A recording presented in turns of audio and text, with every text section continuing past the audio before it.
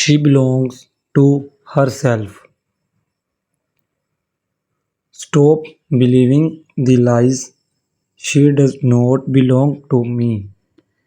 Hear that first, hold it like a stone in your hand because everything else I say grounds from that single truth.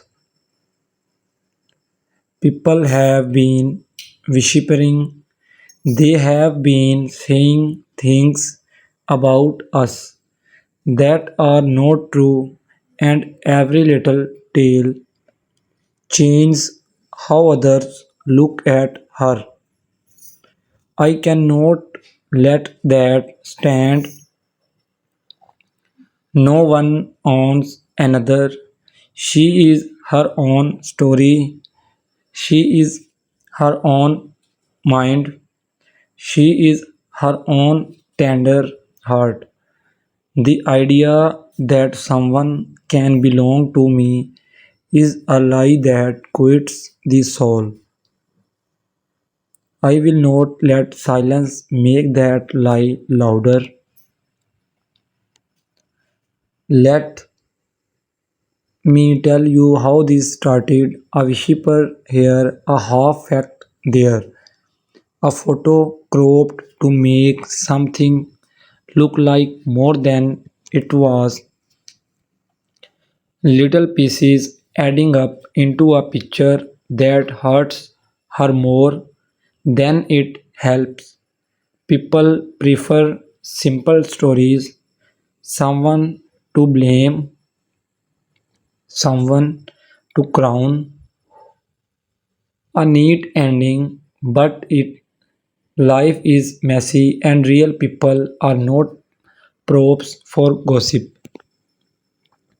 I found myself standing in the mirror, naming the lies out loud, saying them stripped the dark of some of its power. She is free, I said. She decided, saying it made me braver to say it where it mattered, out loud, where people could hear and not assume. You might ask when I have care enough to say this. The truth is simple. I care because she is my friend, because the story being told now could follow her for years. Lies echo, they grow legs and walk into job interviews, into old friendships, into family rooms. One a false idea reached someone. It is hard to push it back out. I am trying to push it back now. Look at how rumors build. One person jokes, another repeats. Someone posts a clip without context, and suddenly it is a headline in a group chat. The facts get smaller, the noise gets louder. That is when the dangerous sentence appears. She belongs to him. It strips choice from a person and hands it to the rumor mill. We must stop that. There is something you should know about her that makes this worse. She is quiet by nature, not because she shrinks, but because she thinks before she speaks. Quiet people are often misread as complaint, and that misreading is what rumor mongers use. But being thoughtful is not the same as being owned. Think for a second about the damage. It tells others they can judge without asking. It tells friends to whisper instead of talk. It tells her that her choices are not here but chapters written by strangers. That is theft. It steals a person's right to move and choose. I will not let thieves pick looks on her life. I started correction the record one small place at a time. A private message here, a direct correction there, a soft but clear public note where it mattered. Small corrections do more than should. They change the next person's map of the truth. Maps matter. People follow what looks official. I wanted official to reflect reality. You may still doubt. Maybe some things happened that made people talk. If there are hard facts, we face them, but half truths are worse than no truth at all because they dress up as facts. If someone made a mistake, we can name it. If someone misread a moment, we can show the full scene. Clarity beats rumor every time. I will tell you one clear moment that changed everything for me. I watched her stand up for herself in a room that expected her to nod. She chose a path that surprised people. She chose the say no to an easy role and yes to a harder truth. That single choice made me certain she did not belong to anyone because she chooses her no was loud and beautiful and utterly hers. There is a pattern to how people spread these lies. First, attach a story to a photo. Second, give the story a villain. Third, retell it without context until it sounds like history. Break any one of those steps and the story unravels. I call out the missing context every time I see it. The rumor gains speed when others do not correct it. Silence can be permission. That is why I asked friends to speak up. I ask people to say, we do not know that, or that's not what happened. A single correction in the right place stops 10 echoes. Corrections are small but fires. I want to say something about ownership languages because it is subtle and common.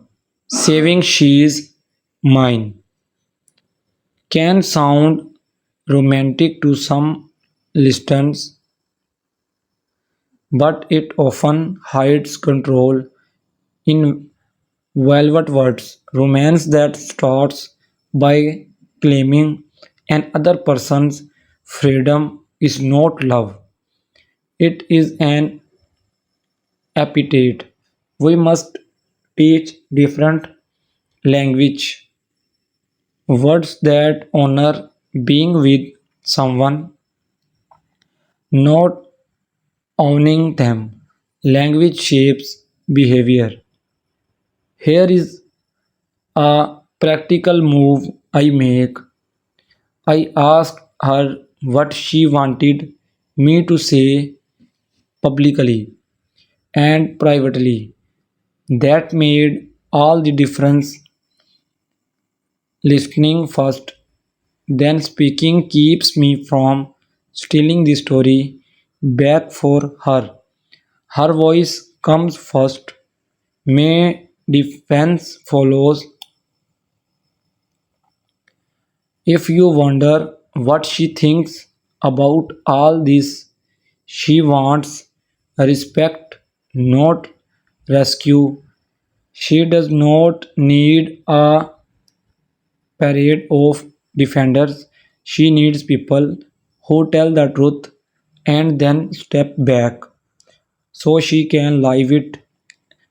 Rescue can feel like more rules, respect feels like freedom. That is an essential difference. What watch how quickly a lie tries to become a label. Labels are lazy, they let people stop asking questions. When you hear a new label about her, ask what the source is. Ask for the skin, the context, the who and why questions slow. The rumor machines down. Be curious, not complicate. There is also a deeper thing here about power. Claims of belonging often come from people who want to feel safer in an uncertain world. By claiming certainty over an other person's life. That is a weak kind of power that hurts other to soothe itself. People who claim others as property are trying to borrow strength from someone else's life. Call that out kindly but firmly. I learned to hold my temper and speak cool. When correcting a lie, heat makes it seem personal and feeds the rumor. Calm facts cut faster than fire. I say what I saw, what she said, and what really happened. Plain facts are stubborn. Lies trip over them. Calling her mine to others never made her safer. It made her smaller. Safety comes from respect, from hearing her choices, from surrounding her with people who honor them. Ownership language is a shortcut to control. Respect is the long road we should prefer. Help me walk that road. If you hear a story about her that feels steady but wrong, ask for more. Do not be satisfied with the headline. Ask where the clip came from. Ask who edited it. Ask what the rest of the scene looked like. That three question habit will save you from passing on a lie. Habits shape truth. Finally, this is not about defending someone from a single rumor. It is about changing the way we talk about people together. Let us stop using words that turn humans into things. Let us ask before we assume. Let us correct before we retell. If we all do this, fewer lives will be reshaped by a single false line. Next time you catch yourself about to say she belongs to him, pause, breathe, choose better words, say they are together or they choose each other, or simply ask if it is true. Language can save someone from being boxed in. Use it with care. I will keep speaking for truth, not to own her story, but to free it. I will correct where I can, protect her privacy, step back when she asked my role in sport, not claim. The line I say will always make room for her voice first. There is still more to do, more corrections to make, more people to gently teach, more quiet moments to honor her choice. I am not finished and the work is ongoing. Stop believing the lies. She does not belong to me. She belongs to herself, and that truth is worth every small fight I will take one on her behalf. Please subscribe my channel, like and share my videos.